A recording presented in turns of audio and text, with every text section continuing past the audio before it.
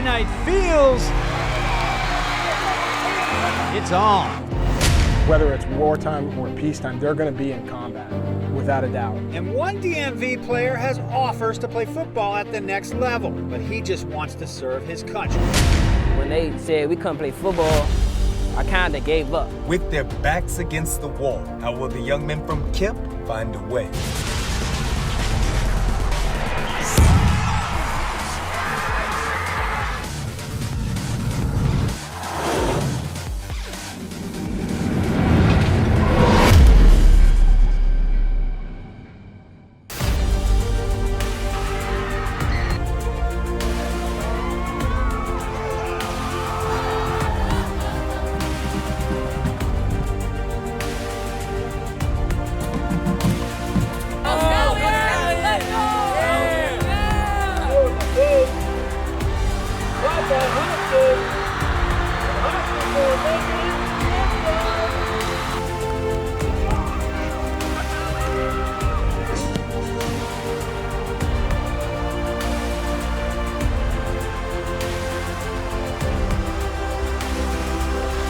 The morning after Friday feels on HDHS. Hello, everybody. I'm Joe Ball. As always, Chad Ricardo. Welcome to High Def High School, brought to you by Quality Chiropractic. Last night, some monstrous matchups where some traditional powerhouses faced one another. Kyle Simmons took his Westfield Bulldogs over to Lorton to face South County, and the South County Athletic Complex was rocking. We'll talk about that in a little bit coming up. But two of the top teams in the nation faced off last night in Olney, Maryland. St. Francis Academy from Baltimore traveled down to Our Lady of Good Counsel. Joe Ball, this is one that the entire DMV community has been looking for months and months on end. That mighty St. Francis squad with a traditional WCAC powerhouse. Let's get to that action. All eyes on Olney, Maryland Friday night as perennial powerhouse St. Francis of Baltimore. There's no way we're going to lose. Rode into town to do battle with number 8 Good Counsel. Yeah! The Panthers versus the WCAC. The entire DMV has been prognosticating on how this would go down for years. Not sure many predicted a first-round knockout. The Panthers are ready. The Falcons are ready. Let's get it on. Following an opening drive dominated by Oklahoma commit Derek Moore, on St. Francis's first offensive play, John Griffith tosses the screen to Teron Kelman, and Kelman does the rest. Slices across the field, and nobody catches Teron Kelman in the open field. 7-0 Panthers. Next St. Francis possession, a little misdirection this time, and it's Kelman again. Nasty stiff arm slashing through defenders. Teron Kelman making the Falcons look like barbecue chicken. Next play in this handoff goes to Darryl Robinson. He follows his line into the end zone, and it's 14-0 before the big fellas could even break a sweat. Still in the first, and Darryl Robinson now putting on a show. 38-yard house call. It's 21-0. If this was a heavyweight competition, must be a Mike Tyson fight, bro, because the Panthers tried to put the Falcons to sleep early. Second quarter, same results. Robinson escapes an arm tackle, and he's off to the races. Bro, being in attendance at Dancel Field, this was an absolute shocker. The Falcons are a good team, but they couldn't match the Panthers' physicality. No quit in GC, though. Following a nice Dylan Jones run, Neo Avery finds a rushing lane up the middle, and the Falcons get on the board. 28-7 is your halftime score. Any thought, though, that there would be a magical comeback was quickly thwarted in the third. Avery, scrambling, loses the ball, no tuck rule. Defensive tackle Cornell Evans scoops it up, and the big fella rumbling, stumbling, bumbling into the end zone. Truly a top play nominee. He done made his daddy proud. The Panthers played like they had something to prove. I spoke with St. Francis head coach Masai Merriam after the game, and he said the team was absolutely looking for revenge following their spring loss to the Falcons. And he also said that the Panthers were motivated by media members such as myself who predicted a Good Counsel victory. St. Francis made a statement Friday night. Good Counsel will get better as a result of this. Idris Farouk running this one into the end zone, making it 50-7. Must be a full moon, bro. South County and Westfield, this game traditionally has just enormous playoff implications. It has decided the eventual state champion the last 3 times they have met in the playoffs. Last night at Soco. Here's the first play from scrimmage. Stallions defense setting the tone. Other side of the field. Third play from scrimmage for Soco. Jordan Dennis hits Brock Spalding off the left side. He bounces off Joe George. And then it's like 85 yards. Nobody to run with. Second quarter, Jamari Nelson takes it off the left side. He's in the secondary, all the way down in the Soco red zone. Couple plays later, Jamari again. He's in. That ties it up at 7 with 7 minutes to play in the first half. Still second quarter, LJ Frazier. He's moving downhill. He's got the ball inside the 1. Stallions going to the Wildcat with Brock. He's in easy. It's 14-7 with 4:27 left in the first half. Inside 2 minutes to play in the half. Bizarre play here. Jordan Dennis hits LJ Frazier, pretty much gives it up to Kashantis Anderson. He takes it all the way down in the red zone.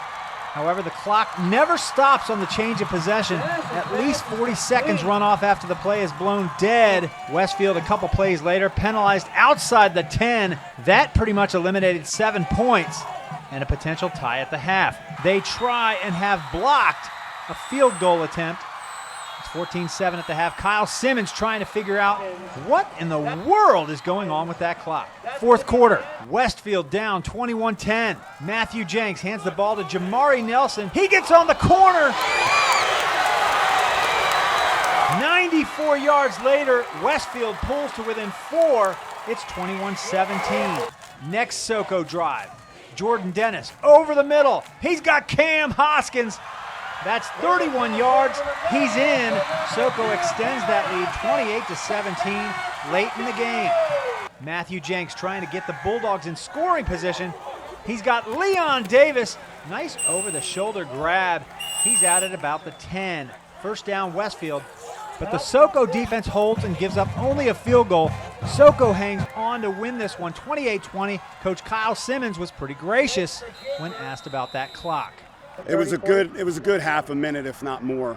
It's unfortunate. They feel terrible about it. They made a mistake.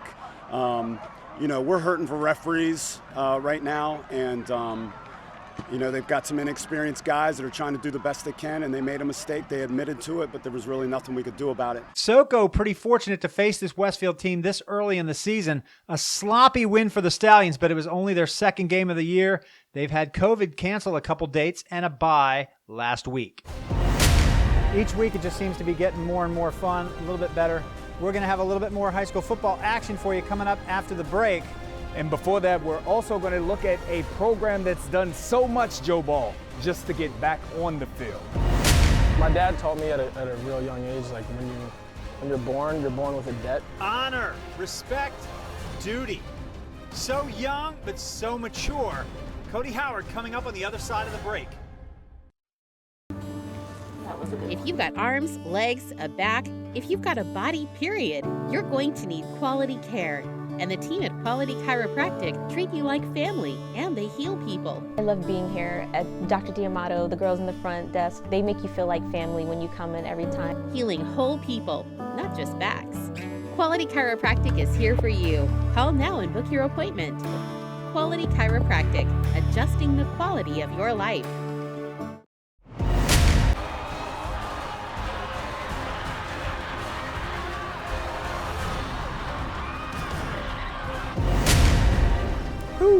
Man, Can't get enough of Friday nights. DMV football, it gets no better. It doesn't. And we'll have a little bit more high school football action coming up for you in a few minutes. But right now I want to change direction. You know, colleges are coming out to recruit a Northern High School senior wide receiver. But he's only interested if it leads to him being able to serve his country. Personally, I'll sleep better knowing that we have Cody Howard out there, protecting the country. I might be crazy, I don't know. But it's really not about how much money I make or how much fame I get. Cody Howard is a senior wide receiver who plays for Northern High School in Calvert County, Maryland. He's getting plenty of attention from college recruiters, to play football next year. I think he can play football anywhere in the country. Patriot quarterback Zach Krause told me he supports his talented wideout, who will be making some tough personal decisions about his future. At the end of the day, I won't be complete unless I serve my country. Cody says that's his priority, not football, but serving. Whether he goes to college to play football or goes to serve, he's always going to be my brother. Cody's a different person altogether. I've never seen a kid that's as good as he is, that's as low-key and as humble as he is. He's figured it out already, how to be a leader. You know, he has that positive leadership style that kids just gravitate to and they follow. You know, it's my opinion, that type of leader you can't teach. It's either they have it or they don't. Head coach Rick Holzer's offense is led by Patriot quarterback Zach Krause, who returned to Northern High School this fall after a year away. Zach left Northern after his sophomore year in 2019 for DeMatha Catholic High School in Hyattsville, Maryland, to pursue his dream of playing baseball. He ended up on the football squad as a quarterback behind phenom Cam Edge for DeMatha's legendary head football coach Bill McGregor. Great character, great leader, very intelligent. He comes from a quarterback family. And Zach's brothers each led their high school teams to state title games. I was relieved because we had a quarterback situation that was very up in the air with two younger guys. And Zach coming back provided an immediate answer. Like, there was no question day one he came back, he was it. He was the guy. Holzer appreciates the intangibles Krause brings with him. It's his football IQ. He goes on the field and he sees everything I'm thinking. Chad and I are sporting our Ronald McDonald socks today. We want to celebrate with the folks at the Ronald McDonald House. They just cut the ribbon about a week ago over on their Gallows Road facility in Falls Church, adjacent to Fairfax Hospital. That group is providing resources to families that are dealing with sick loved ones in the hospital, resources that are just invaluable, sometimes at little to no cost for families who can't afford all of the intangibles that come alongside of someone being hospitalized in their family. They are doing great things to serve the community. We salute the Ronald McDonald House.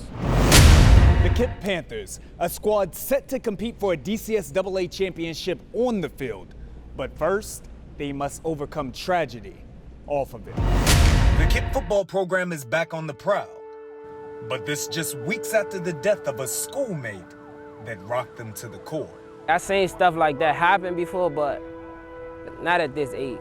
At the young age they were, it shouldn't have happened. On August 18th, 15-year-old KIPP freshman Keemon Payne was fatally stabbed by a 16-year-old student in the midst of an altercation that took place right outside of the Washington, D.C. school. All the teachers came in like panicking, trying to get us out the building. We didn't know what was going on. We was all confused and scared. The deadly incident occurred just 3 days into the school year. I'm sorry for both the losses, for both the families. Leading to the shutdown of not just the classroom. I was ready to be back. I was happy to be back. But KIPP's athletic programs as well. I was tired of being home. I needed something to do after school. The suspension was a heavy blow for the KIPP football program to carry. Not only were they dealing with the emotional trauma of losing a classmate, Heartbroken. but this followed missing the entire 2020 season to Washington, D.C. safety COVID protocols. I'm locked in at home. I can't go nowhere. I can't see nobody. A combination that had some questioning if they'd ever return to the field. It was like we about to go right back virtual. I just felt like it was really over. Coach Trey Walker has led the Panthers on the gridiron since their inception in 2009. This is me. It's in my blood. He's familiar with the trials and tribulations facing DC youth and accepts his expanded role. I feel like a father figure in their life. Anything that I can humanly possibly do for them, I would do it for them. He knows the return to the field is about more than just sport. The game provides a safe haven, protecting his young men from the streets. I always call this place a safe place. They're protected here. We know where they're at. They're out of the streets. They're not doing things with people that are bad influence. This weekend, KIPP finally returns to their sanctuary, bringing all of the hurt, all of the pain, all of the trauma of the last 18 months with them, ready to release it athletically. We ready for this Saturday's game. And we ready to be our best on that field. And though their ultimate goal will be to win a DCSAA championship, they won't lose track of what has been lost along the way. We want to honor the young man, and we're gonna use that as a way of like honoring him. The defending Gravy Bowl champions, the Coolidge Colts, and the defending Turkey Bowl champions, the Dunbar Crimson Tide, meet in this champion versus champion matchup to show who's the best in the DCIAA. Late in the first, 2nd and 9, senior running back Daquan Harvin takes the handoff right up the gut, puts a move on the safety, and shows off his sprinter speed. On his way to a score, Dunbar tacks on 2 and leads 8-0. After another Dunbar touchdown, Alante Stubbs fields the kick and jolts the Colts to life. Then a few plays later, Jeremiah Roberson calls his own number, puts his head down, and puts points on the board. Coolidge still trailing, but 14-6. That spark I mentioned before? Oh yeah, he'd strike again. Stubbs steps in front of Brown's pass, gets in the open field, and gets the payoff. Touchdown, Coolidge. The Colts close the gap, now trailing 14-12. Dunbar would answer though. On the ensuing drive, it's Daquan Harvin. Don't forget about me. He snags the swing pass with one hand and shows why he scored 7 touchdowns in just 2 games. 65 yards to pay dirt. Crimson Tide lead it 12-7. After a scoreless third, Coolidge started the fourth on a mission. Roberson on a sprint out, going to the end zone, hits Sincere Cole. That's a touchdown, and he really means it. 2-point attempt would be unsuccessful, but outside linebacker Tayon Diggs would take things into his own hands. Picks off Brown and puts his team in position to take the lead. On 4th down, though, trailing by 2, the Colts take one last shot. Roberson goes for it all, but it's intercepted, and Dunbar would take over. 4 minutes remaining in the game, and mama, there goes that man. Daquan Harvin closes this one out with a 39-yard scamper. Dunbar wins the game 28-18. It was a hard-fought victory, so shouts out to Coolidge. We came here thinking everything was sweet. Coolidge showed us otherwise. We got a lot to improve on. That's what this game showed us. So we're going to go back into the lab and, fix our mistakes. And coming up, Chad and the grill crew will be in the octagon tonight, getting set for a heavyweight debate. You know, PG and DC schools didn't play in 2020. What's the fallout? Well, the debate on that is coming up straight after the break. Stay right there. That felt good. That was a good one. If you've got arms, legs, a back, if you've got a body, period, you're going to need quality care. And the team at Quality Chiropractic treat you like family, and they heal people. I love being here at Dr. D'Amato, the girls in the front desk. They make you feel like family when you come in every time. Healing whole people, not just backs. Quality Chiropractic is here for you. Call now and book your appointment. Quality Chiropractic, adjusting the quality of your life. This is the Grill Crew. Like you said, Joe Ball, we are still here at Athletic Republic, but today we're in the octagon. The reason we're in the octagon today is because we've got a couple of combatants that are about to go at it. We've got my main man, head coach, as well as assistant athletic director and alum of Carroll, Coach Rob Harris. Thank you very much for joining me. And Mr. Triple Threat himself, owner and head athletic trainer at one of the largest athletic companies in the region, Josh Morgan Green. Thank you very much for joining me as well, bro. Want to talk to you all right now about, of course, COVID and the decisions made here in Washington, D.C., as well as PG County, to not have high school athletics be played during the year 2020 and kind of what effects that it had. We see in Washington, D.C., the after effects, proud programs unable to field teams this year. In PG County, student athletes who haven't been on the field in over a year as well. Gentlemen, we know that the decisions were made in the best interest of safety, but looking back at it, were they the best decisions to keep student athletes off the field?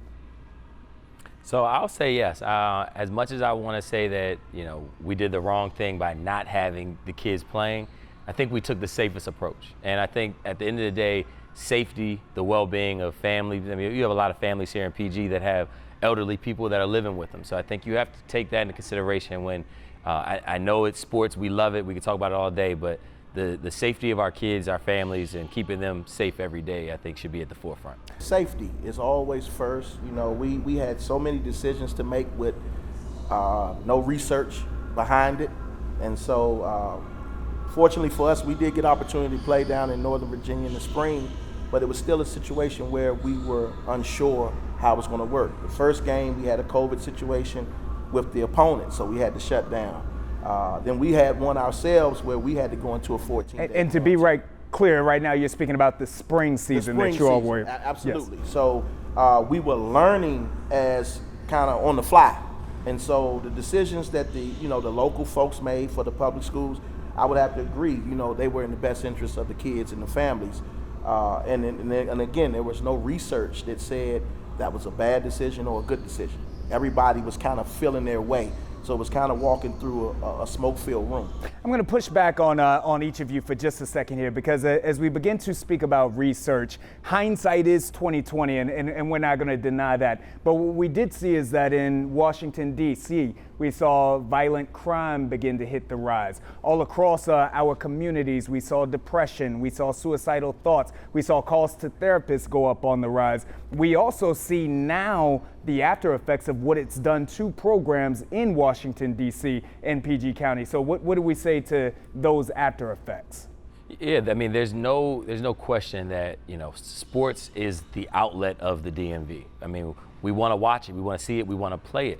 So when, when a avenue is taken away from us like that, everything else is going to be spiked tremendously. And it's very unfortunate. Coach, proud program, HD Woodson. They were supposed to be on your schedule. They had to forfeit. This is one of the most predominant programs in Washington, D.C. Washington, D.C. teams having a real issue fielding teams, side effect of not playing last year. Absolutely. And I would say now that we do have some research, the biggest thing that all of our teams can do is get vaccinated. The colleges are playing because the college players are getting vaccinated. To that point, there is, of course, in Fairfax County, I believe, also in Loudoun County, most recently in Montgomery County, that vaccination is going to be mandated for student athletes to play the sport in fall as well as spring sports. Are we in favor of that? Because let's be honest, in our communities, oftentimes that doesn't go over so well. It's thought to be on its way to Washington, D.C. and potentially PG. So are we in favor of that? That's a tough one. So I would say that I am not in favor of it, and I'm vaccinated. I don't think we should be able to mandate a vaccination. I think that gets a little tricky when you say you have to get something into your body. And like you said, our community, we've been on the other side of that, where we haven't been told the truth about what we were putting inside our body. So I as much as I do believe that everybody should be vaccinated, I don't feel as though I should be able to force that issue. And still to come, there are some big games coming up next week. Chad and I will pick those on the other side of the break. You don't want to miss this. Stay right where you are. That felt good. That was a good one. If you've got arms, legs, a back, if you've got a body, period, you're going to need quality care. And the team at Quality Chiropractic treat you like family, and they heal people. I love being here at Dr. D'Amato, the girls in the front desk. They make you feel like family when you come in every time. Healing whole people, not just backs. Quality Chiropractic is here for you. Call now and book your appointment. Quality Chiropractic, adjusting the quality of your life. Hey yo! We're hanging with Chad and Joe at High School. Woo! Welcome back to the show. It's time to talk about what's going to happen next week, and we'll pick some games for you. In Northern Virginia, there are a lot of good teams playing this week. Unfortunately, they're on the field by themselves, so we don't have any huge matchups in Virginia. Every game could be a tough one to lose, but there's no huge games that we're looking forward to. That's why they play the game, Joe Ball. That's right. Over in D.C., though, Gonzaga is on the road in Maryland to Archbishop Spalding. And we know that Gonzaga can go on the road. They just came from a trip up to Philly where they took on St. Joe's. Gonzaga has looked good in the MIAA. Of course, they knocked off McDonough earlier this year. This is going to be a huge test, though, for Coach Trivers. Archbishop Spalding, they're good to go. Okay, Mansour Delane is going to be up against it. He's a three-star corner for Archbishop Spalding, but I think he's outnumbered this week. Chad, who do you got? Sure. I'm going to go with Gonzaga here, Joe Ball. I'm not even going to make this one dramatic. I truly believe in Gonzaga on offense. Nate Kuriski, JoJo Hammond, Carson Pettibone, but it's the Eagles' defense that is going to have them fly high this weekend. I'm talking about Isaiah Neal that just picked up an Ohio State offer, and of course, Captain Kadari Machin is going to hold it down as well. Joe Ball, Eagles, Coach Trivers, and it's because of the defense. They're stacked. I'm with you on that. I agree. Gonzaga. Okay, let's go over to Oxon Hill. Got Wise coming down. That's a big rivalry. Listen, Oxon Hill, they have looked good thus far this year. They are known to have explosive student athletes out there on the field, and Oxon Hill is going to be rocking. They're going to be ready for the Wise Pumas. Of course, though, Joe Ball, what you were alluding to, Jaden Saray is on a mission. We said before the season that he would put up video game numbers. He's doing that. I'm going with the Pumas. Yeah, I agree with you there. Jaden Saray, Amar Thomas, too much for Oxon Hill. I don't think it's going to be a landslide, but I do think it's going to be a convincing win for Too much Pumas. Too much Pumas. And Coach John Kelly and the Quince Orchard Cougars are headed up to Damascus. This game every year has a tremendous aura around it. Has it lost that this year, though? You know what, Joe Ball? I am going to say that this one will never lose its luster. It really doesn't matter. Of course, we know that Damascus lost to Northwest a couple of weeks ago. They didn't look good in that game. But Damascus, the Swarming Hornets, are starting to buzz again now. They're going to be prepared. The Hornets' nest is going to be rocking. They're going to give QO everything that QO came to look for. Okay, I think that this one is going to be another convincing win for QO. Who do you got? I'm going to go with the Cougars as well. Coach John Kelly and this team, of course, they have big goals in mind, but they're going to take this one game at a time. They escaped Paint Branch. I don't believe that they'll overlook anyone out there. That defense, of course, led by Bryce Barnes as well as Jalen Husky, that backfield, they're going to look to shut down Damascus. I'm going QO. It is hard to disagree on weeks like this where all the powerhouses are playing teams they should beat. That's all the time we have. Remember, every Saturday at 11:30 a.m. you can check us out here on WJLA 7 News, and then you can go online to www.highdefhighschool.com and our YouTube channel and see all of our past episodes and digital content. We want to give a shout out again to the Ronald McDonald House, to the Athletic Republic for letting us hang out with them, and to Quality Chiropractic for coming alongside of High Def High School. That's all the time we have for Chad Ricardo. I'm Joe Ball. Till next time, we'll see you then.